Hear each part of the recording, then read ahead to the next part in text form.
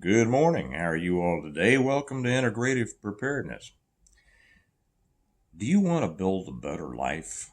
Do you want to build a better preparedness posture? Do you know how to do it? Have you thought about it?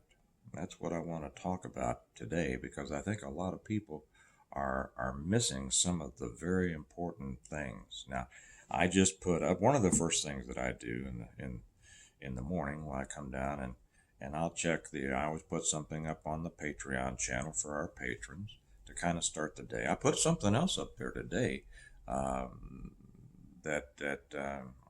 well, if you're with us, you're really going to get a lot out of it. Uh, and then I'll check, see what's going on in the news, and then I will kind of scroll down through the uh, the the YouTube and see what everybody's talking about. Right? As you know, if you've been with me before, I don't watch very much of it. I do check the headlines, and sometimes I will watch a little bit of something, but not very often. I've gotten to the point I just can't I just can't take it anymore because it is not about building a better life. It is not about becoming more prepared.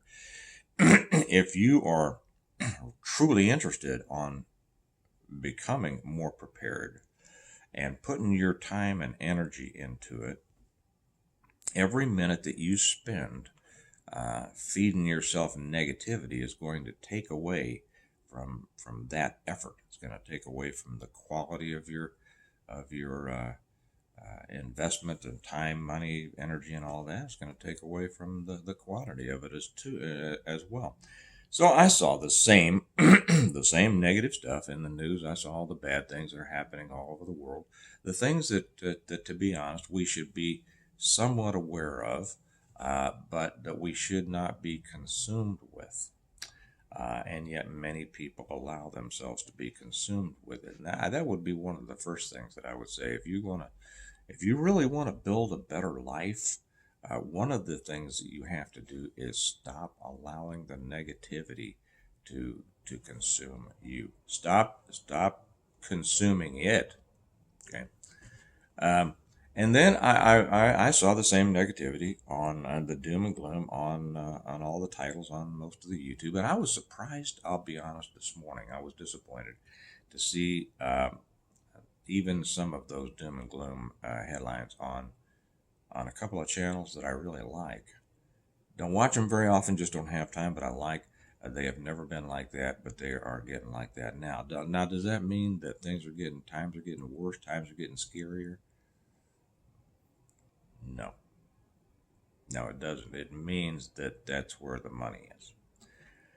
So if you really want to improve your life and improve your preparedness, what should you do? And I'll tell you that's what I'm all about. I can't imagine living a life of constant worry and fear.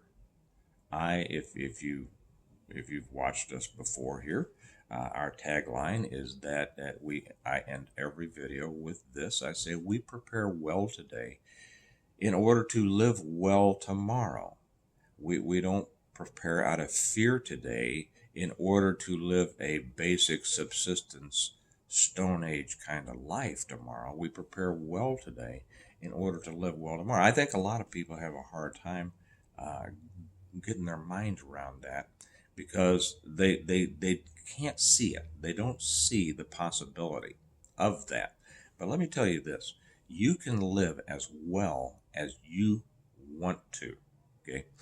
Now the wanting is just a starting point, as well as you want to and are willing to put in the work to get there.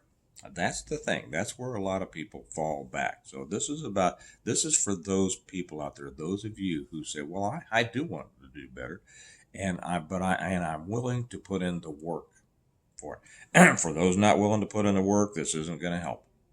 I mean, I would like it to help. I would like them to go, maybe I should change my way of thinking, because if you're consumed with the negative, you should change your way of thinking. You are destroying your life now, and you're not preparing well for the future.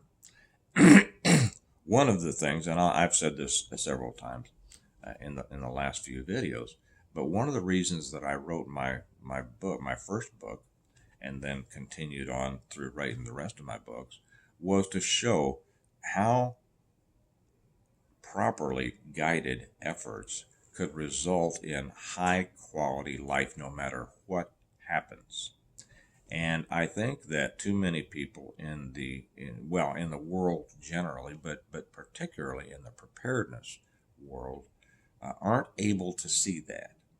And maybe, and I think a lot of it could be because of the negativity in preparedness over the years, it tends to make people stagnate into that low level of, well, things are going to get really bad. There's not much, that we can do about it. It's the end of the world. It's, whatever, and they simply can't see themselves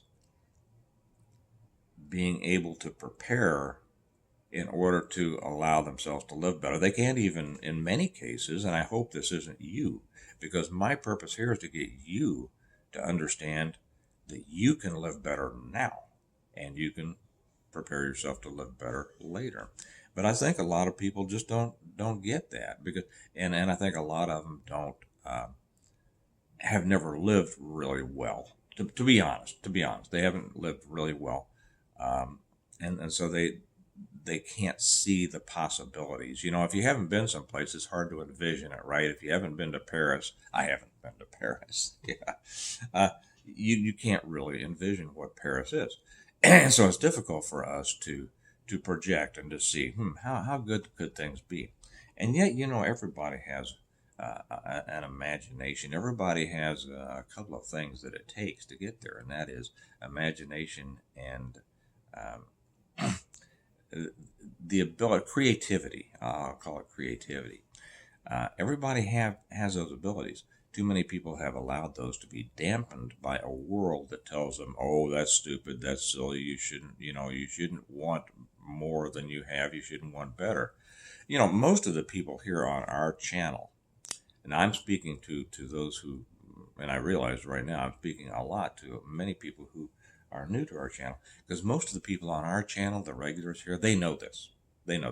As a matter of fact, if you're with us on Patreon, you will see story after story after story after story of those people who have been involved in preparedness properly, who have built real lives, high quality lives now. And they are ready for no matter what happens, whether it's an economic downturn, whether it's a political reversal, whether it's a economic collapse, whether it's a grid down, whether it's an EMP, whatever it is, they saw, what the potential challenges were, and they prepared well, and as a result, they improved their lives along the way, not just getting ready for the big collapse. I think that what stands in the way, as I said, for most people, is a lack of direction. And what I mean by that, they are stuck in this idea of a destination. Okay,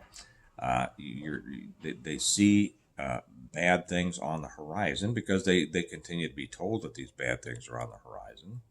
And I won't tell you that they're not. Bad things are always on the horizon. That's why we prepare. But they see bad things on the horizon, and they see it as a destination, a stopping point, as opposed to a direction. Okay?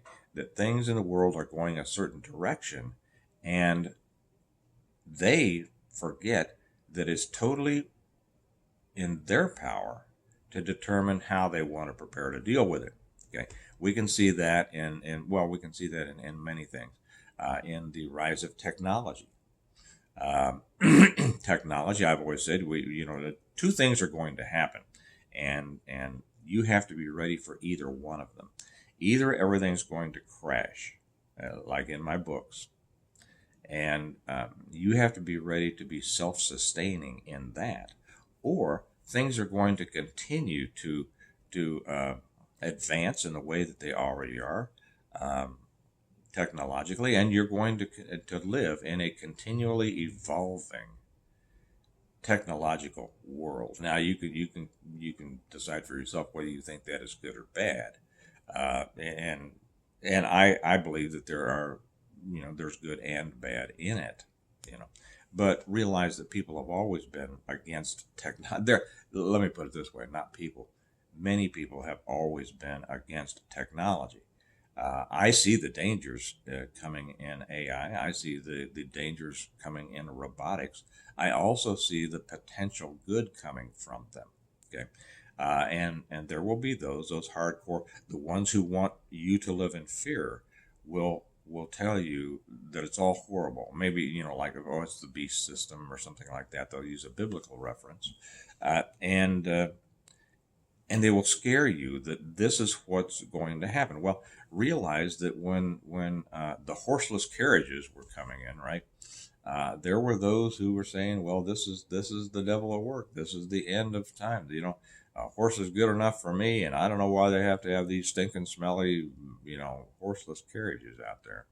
Now, I know that some of us maybe, you might say, "Well, I'd kind of rather live in a world without all these cars and things." As a matter of fact, in my latest book, for those of you who have read it, I, I, Jim Wyatt, the main character, says, "Okay, I don't want any more vehicles. I don't want any more vehicles in the Stonemont compound. I want it to be more peaceful. It's going to be walking. It's going to be horses."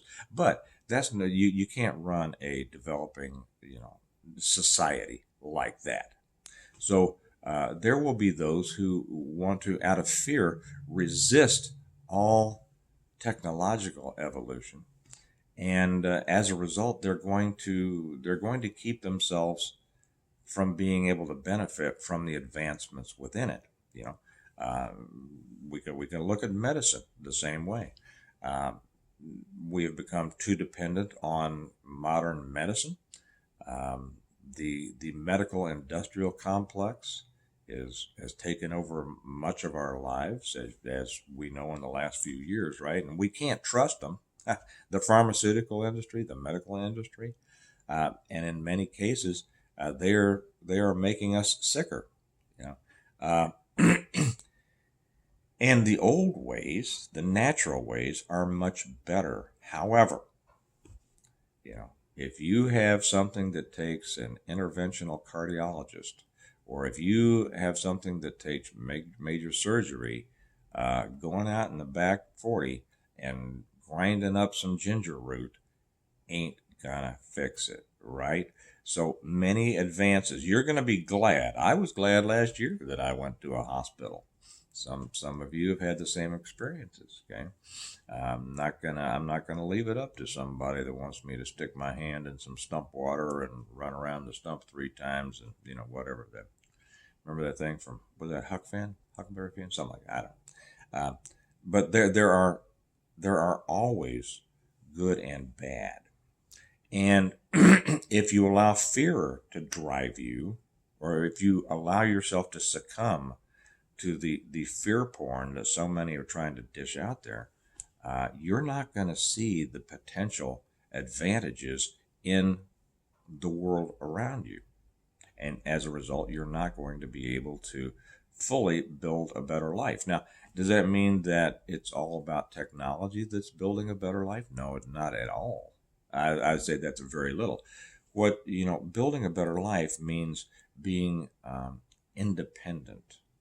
It means being self-reliant, reliant on no one but the good Lord himself, and that's the number one thing. For those of you who are believers, you know this. You know that the first step you take is prayer.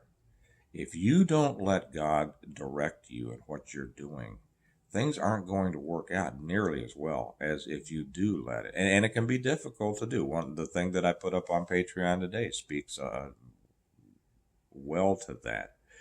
That's the first thing. Allow the God who made you and this world to direct your steps. Lean not onto your own understanding, okay? And follow his guide.